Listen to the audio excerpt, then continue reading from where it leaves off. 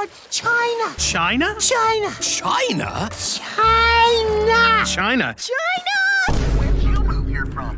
Dumbsville? Yo, I hit the jeweler, got some goals. I sold a little weed, but I could never sell my soul. And when I'm in LA, you find me out in Lil Coke. Come a vocal with my ramen, I'ma need another bowl. Let's go.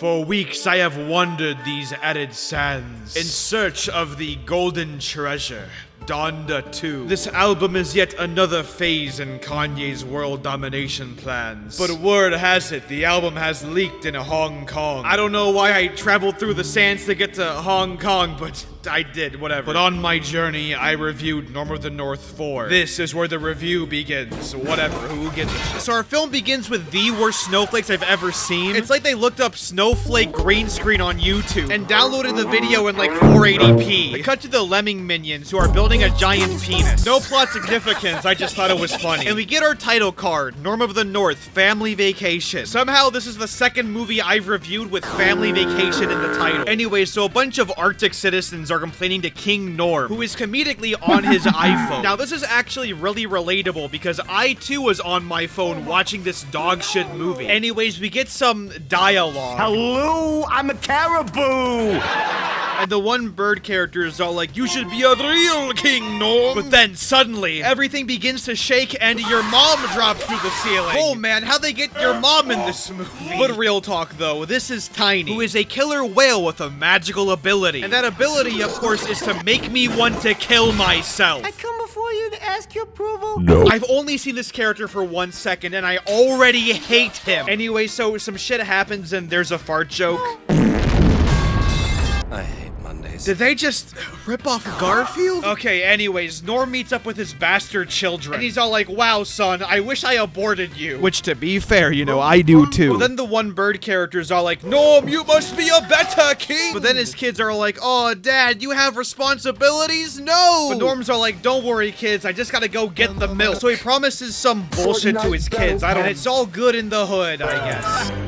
Oh, grow up. Yes, taking care of your kids? Grow up. Cut back to the cock tower. So these two characters announce something, and the bird characters are like, Norm, you must put your crown on the penis! And we get, no joke, Norm of the North lore. So I'm pretty sure Norm won't fuck this up, and the plot will progress as normal. Cut to that night. Norm goes up to his bear wife and has sex with his bear wife. And if you don't believe me, watch the movie. So Norm puts his crown down in a place where I bet you it won't get stolen. So naturally, immediately next scene, this ice boat pulls up, and this guy comes out of the ice boat. And after some, whatever you call this, Daddy loves you. the crown is stolen. Oh my goodness, who would have guessed? So the next day, Norm wakes up and everyone's mad at him for some stupid, contrived, arbitrary reason. It's then revealed that Norm's crown is gone, which makes the bird character even more angry at him. This is a disaster, Norm. Oh, you're telling me. So he endlessly bitches at Norm for losing the crown. So they head out to look for it. They then ask the extremely obnoxious whale character if he's seen it, which I should emphasize, this character is extremely obnoxious. The voice actor is literally just raising his voice like this, and it's about as endearing as you expect. I remember. You not invited me to my President Jubilee Festival! Apparently, the voice actor is also Brian Drummond, as in, like, Vegeta. You know what? Voice actors don't get paid enough, honestly. So Norm asks Vegeta Whale for help, and he's all like, Oh, let me check my sonar chat. Sonar chat. Psycho Mantis. It's an app. Wales invented it. oh, well, thank God we got a topical joke about iPhones. I was really worried about this film's quality, but I'm glad my concerns are finally put to rest. So one extremely unfunny and overly long joke later, it's revealed the crown is in Harbin, China, which is indeed a real city in China. And don't you forget, the film is going to China. China? China. China? Man, I wonder who financed this thing. Oh, what's this? There's a Chinese company in the film's opening logos?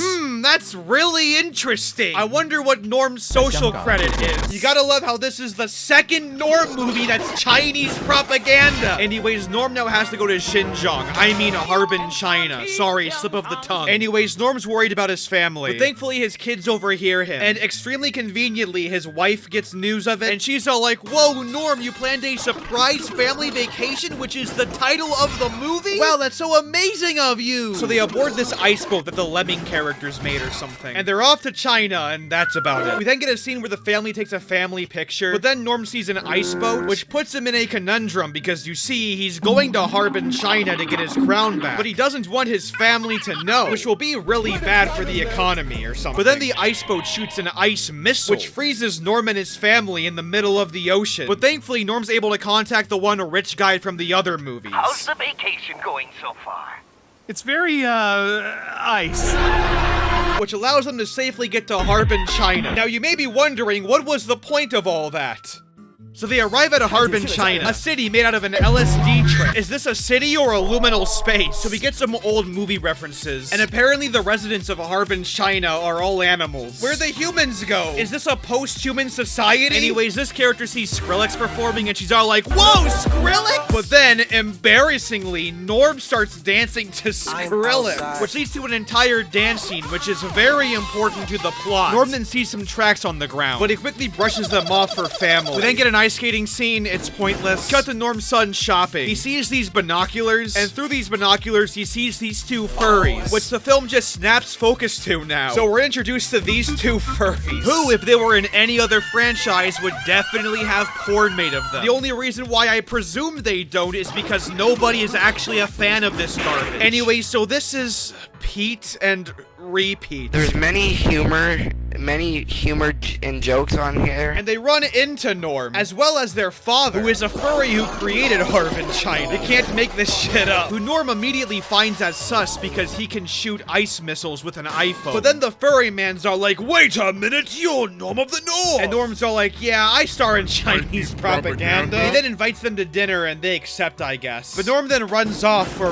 reasons. And he follows the tracks from earlier, leading him to this place. And yeah, that's about it. Cut to the rest of Norm's family after they eat dinner. So they're given a massive grand tour. But then the two furry characters start fighting for no reason. But fuck that shit, cause Norm's investigating now. So he breaks inside the one building. And after a slapstick scene involving stairs, which I assure you is very important and very funny, he makes it to the top, believing the furry man stole his crown. He then accidentally opens a secret passageway, taking a page out of Nathan Drake's book, huh? He goes into this passageway and sees a glass case with nothing in it. But he's locked inside the secret room by the one bad guy from earlier. Meanwhile, the animals back at Norm's home are trying to murder each other, and that's about it. Cut back to Norm's wife, who wakes up alone, and it takes her and the kids this long to realize that Norm might be missing. These characters had dinner, went on an entire tour, and woke up and just now realized that Norm is missing. What an amazing family, am I right? Anyways, we get this horribly edited sequence of the family looking for Norm. Speaking of whom, cut back to Norm, who's very sad and misses his family, and who will hopefully starve to death. But then the lemmings in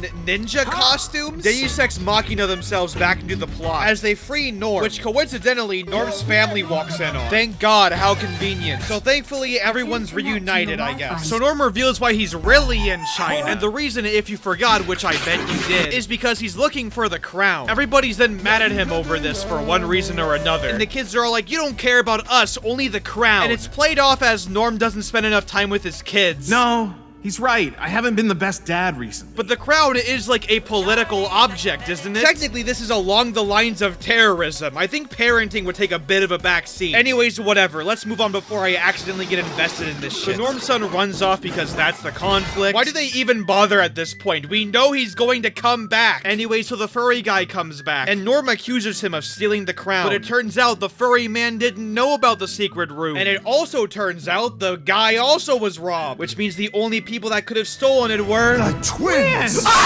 So yeah, it turns out it was the two furry twins the whole time. So one boring as fuck talking scene later, Norm and his family meet up again, and he and his son make up, I guess, because of fuck exploration. Just have the plot resolve itself, who cares? So 1,000 years of artificial plot lengthening later. You know, actually, good time to point out, the Norm Twitter account, genuinely more entertaining than this movie. Like, you got Norm out here posting some badass drip with a badass seal of approval. And even an Alpha and Omega 19s? No way! Okay, anyways, they make it to a secret lair, and the furry man gets brutally murdered in cold blood, I guess. So the family continues inside the cave, but then they get trapped inside the cave and are surrounded by a bunch of snow turrets. However, look, you know how this is gonna end. I know how it's gonna end. Norm and his family win against the turrets. Whoa, I couldn't have predicted that. So they go into this room and approach the tiger furry characters, and Norm gets his crown back, meaning this movie is almost over. The tiger characters then apologize or something, and it turns out all they really wanted was to give their dad a surprise crown for his birthday. Now you may be asking, why go through all that trouble? On top of how did they know about the crown in the first place? But you know what? Who cares? So despite committing a massive political crime, Norm forgives them. And the furry dad characters are like, oh, I'm sorry I work so much. Oh, I love my sons.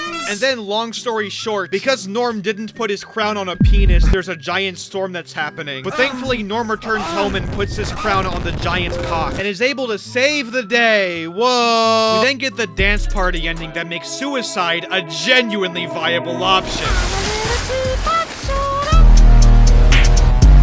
And then the film ends, and yeah. So that was Norm of the North Family Vacation. It was really bad. Yo, we doing this deal or not? Oh, you bet your ass we are. And it was just getting interesting, too. Cut the bullshit. You know what I'm here for, dog eyes from the video game Sleeping Dogs. Hand over the Donda 2 album. Whoa, what the fuck, man? I apologize. Let's work something out here, okay? 5 Bitcoin. Take it or leave it. Oh, yeah. You can't suck my cock. What do you mean by that? What's wrong? What's happening? Whoa. Shit, we've been set up! That's wrong. You're already gone. You will do Cardi. Playboy Cardi. So you're working with Kanye, huh? I should have guessed after Off the Grid dropped. Let me guess, another stupid ass breakup? What's like I can be on? I mean, I'll never get to talk about this, but actually, it's not important. You probably don't give a fuck. Well, hold on, no. Wait, what? You can't just leave me on that shit, man. I mean, you really wouldn't care. I mean, now that you mention it, I kinda do care now. But man, I miss my hoe. It was my bitch. She was my first time. We were on that bad shit.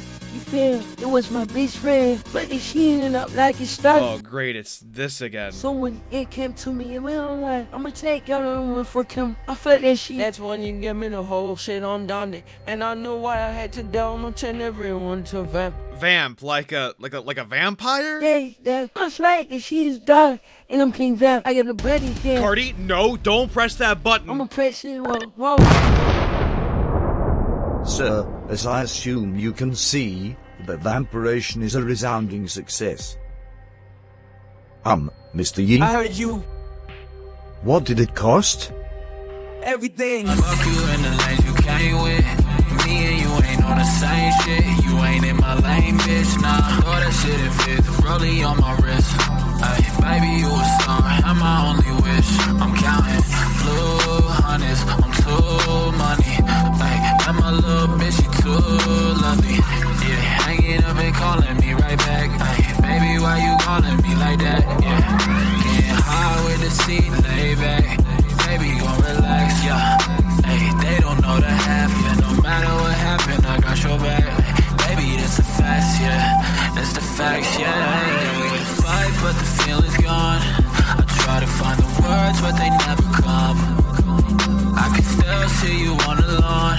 Hey, laying outside in the summer sun. Yeah, we can fight, but the feeling's gone. I try to find the words, but they never come. I can still see you on the lawn. Hey, baby, that's the facts, yeah. That's the facts, yeah.